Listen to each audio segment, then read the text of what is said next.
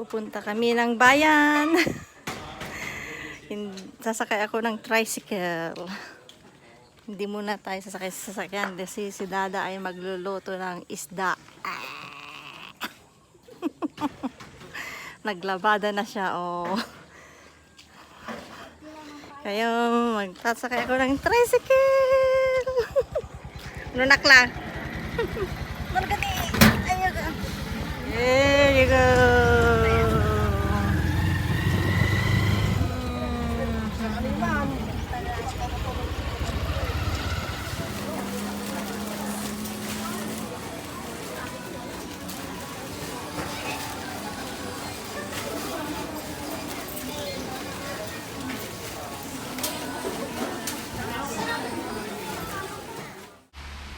So, kami ay nakauwi na at kami ay namalingke ng mga dadalhin namin sa Lamay mamayang gabi.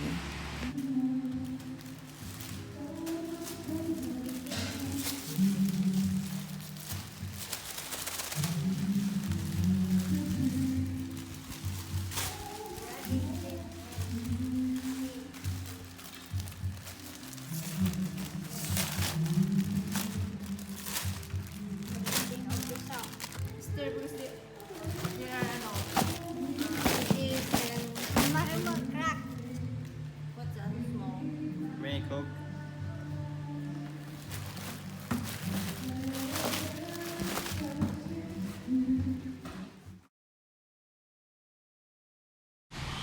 Minimix ni Abel yung mga binili naming cookies.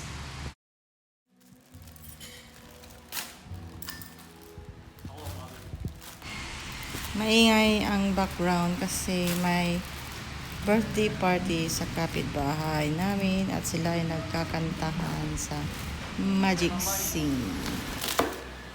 Oh.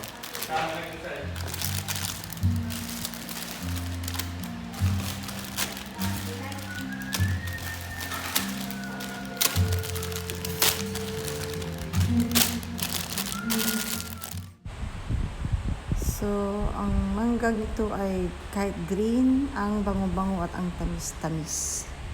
Ang sarap talaga ng mangga ng Pilipinas. Nagluto si Daddy ng isda. Yep. Kain tayo, parang Pinas style.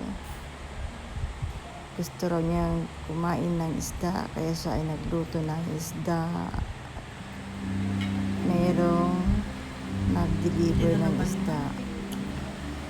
So, ganito daw, kumain ng malunggay. Aren't you supposed to put that in soup? Dahon ng malunggay. Yun, ganyan daw. Yeah. Susubo na lang daw na ganyan. Oh. Enjoy daw kumain. At nasa Pinas. So, gayahin natin si Daddy how to eat malunggay. Ganyan daw.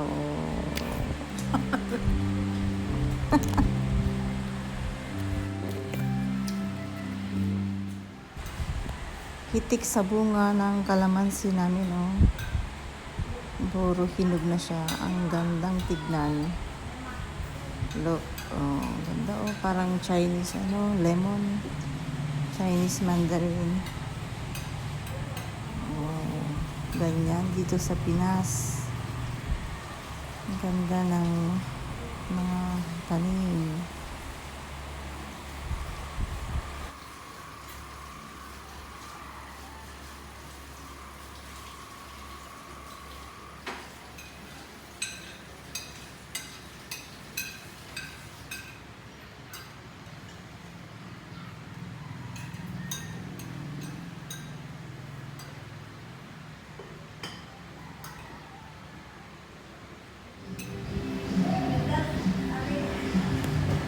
Sobrang init dito sa Pinas ngayon, 40 plus to 50 plus degrees Celsius.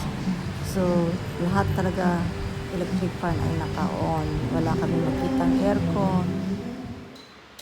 Sa sobrang init, sa sahig kami magnanap. wala kaming aircon, pero meron kaming air cooler. Yun lang siya. At isang electric fan. Ang init ng panahon, 51 degrees kahapon dito sa amin. So, dito mo tayo humiga. Mas maganda ito hindi sa couch o sa kutsyon. Habang ako ay nag-exercise, si Abel ay binidyohan ako. Nakikisabay ako sa tugtog ng kapitbahay namin na nagpapatugtog dahil birthday. Dahil sa sobrang init, minsan kami ay nag-i-standby lang sa mall para lang kami ay makapagpalamig. Busog pa kami pero nag-order lang kami ng halo-halo kasi yung gwardiya ay paikot-ikot. Kami kasi ay parang naididlip. Yan, bumili na lang kami ng siomai, takoyaki, para lang hindi kami paalisin sa food court ng gwardiya. So yung kasama namin dito ay kunwari nakaganyan pero nakaidlip na yan. Kasi nga malamig dito sa mall, pero yung gwardiya ay patingin-tingin sa amin, parang gusto kaming paalisin kasi wala kaming kinakain. Kaya kami nag-order lang ng halo-halo na isa at takoyaki na isa. Kasi nagpapalamig nga lang kami dito sa mall. Sobrang init talaga dito sa Pilipinas ngayon. Sobra. Ngayon lang ito naranasan sa buong Pilipinas. 51 degrees. Biruin ninyo ang taas. Minsan 47. So unusual talaga ang weather ngayon. Nakakatakot ang mag-stay sa labas. Baka ma-heat stroke. So, pinaglalaroan namin siya. Iniintay lang namin siyang maghilip. Ito talaga tulog na yan. Naglalaway na yan eh. Naglalaway. At malapit na siyang matumba.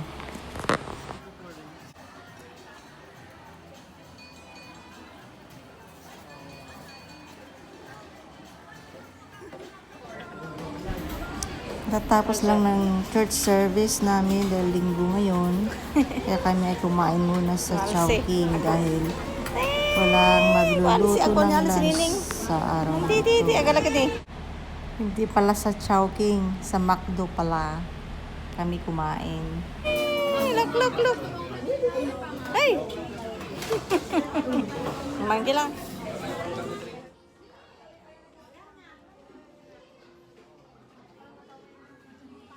So, ganito ang buhay namin dito sa Pinas. Simple life. And thanks for watching. Like, subscribe, comment below, and click the notification bell. Thanks for watching again. God bless to all.